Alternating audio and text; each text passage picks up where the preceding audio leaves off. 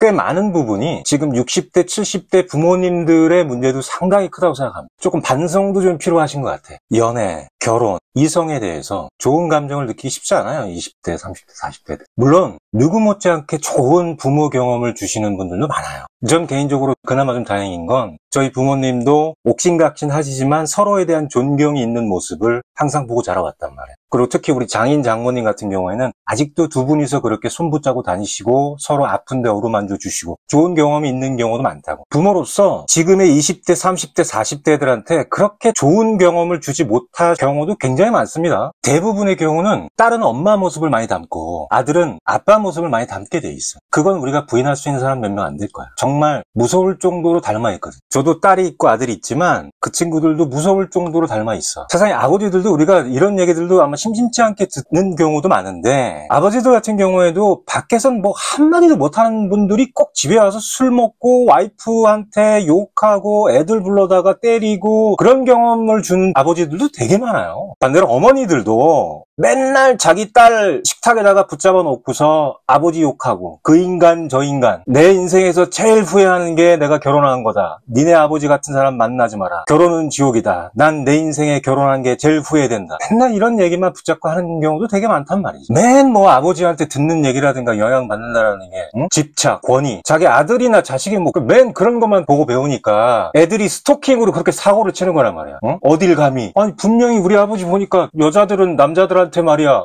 잘해야 되는데 순종적으로 어딜 감히 이런 거나 배워. 그런 걸 보고 배웠으니까 그래. 엄마들도 마찬가지죠. 딸이 누군가 좋아하는 사람 생기거나 아니면 딸이 누군가를 만나면 그 사람은 어떤 매력이 있니? 너한테 어떻게 잘해주니? 이렇게 시작하는 게 아니라 계산기부터 들고 오죠. 걔 집 있대? 차 있대? 부동산 걔 명의로 돼 있대? 그래 되겠습니까? 그래? 아는 60대 어떤 부모님이 난 이런 얘기하는 것도 들었어. 요즘 애들 참 정신 차려야 돼. 요즘 애들 20, 30, 40 요즘 애들이 그 60대, 70대 부모님보다 훨씬 더 교육 수준 높고 훨씬 더 열심히 살고 훨씬 더 잘난 애들이에요. 무슨 20, 30, 40 애들이 무슨 뭐 이기적 나쁜 년놈들입니까? 말이 되는 얘기를 하셔야지. 그런 식으로 보여주고 그런 식으로 경험을 내려준 당사자 본인들이 좀 반성을 하셔야 돼요. 그래놓고 자기 연금은 안 들어올까봐 걱정하시죠. 결혼 안 하고 애도 안 낳고 인구는 줄고 그래놓고 자기 연금은 걱정하시죠. 그래야 되겠어요? 거기다가 문제원회를 국가, 정부, 정책 뭐 이렇게 가신다고? 국회의원, 정치인들도 마찬가지죠. 지금 뭐 대통령은 자식도 없고 국회의원 대부분 자식들은 다 외국에 나가 있어요. 지금 거의 대부분이 다 미국 시민권자예요.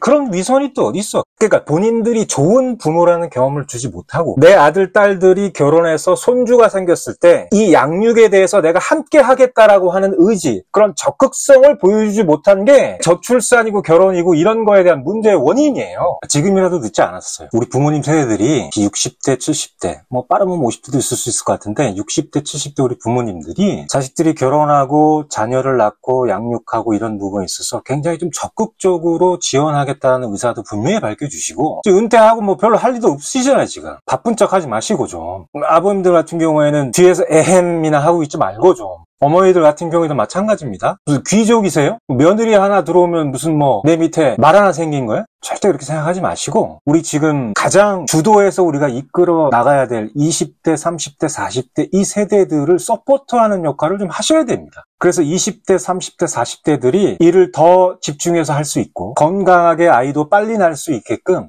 그렇게 도우셔야 돼요. 좀 부탁 좀 드리겠습니다. 근데 사실 이런 얘기들 잘 안 하셔요. 이런 얘기들을 하려면 70대들을 가르치려면 한 90 정도, 100살 정도 되신 분들이 와서 얘기를 해야 되는데 한 100살 정도 되신 분들은 이미 돌아가시고 없고 90 정도 되신 분들은 이런 얘기 안 하죠. 그러면 이제 저 같은 40대에 애 키우는 사람들이 얘기를 해야 되는데 얘기를 잘 안 합니다.